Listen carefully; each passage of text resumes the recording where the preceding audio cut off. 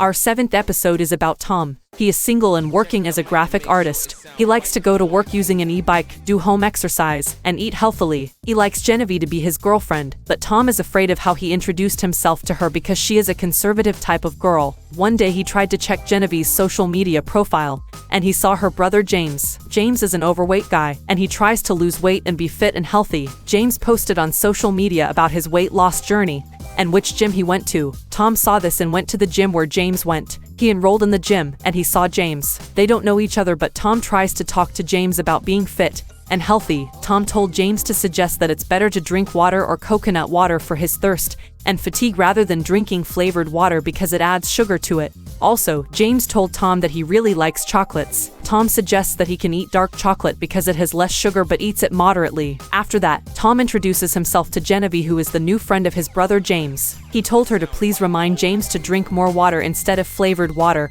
or soda, and also, he can eat chocolates but the dark ones, and Genevieve agreed. After a few weeks, Tom and James became close friends and James started to lose weight, and he achieved his goal of being fit and healthy. Genevieve gives thanks to Tom for influencing his brother to be fit and healthy. Genevieve and Tom started to become close friends and eventually became a couple.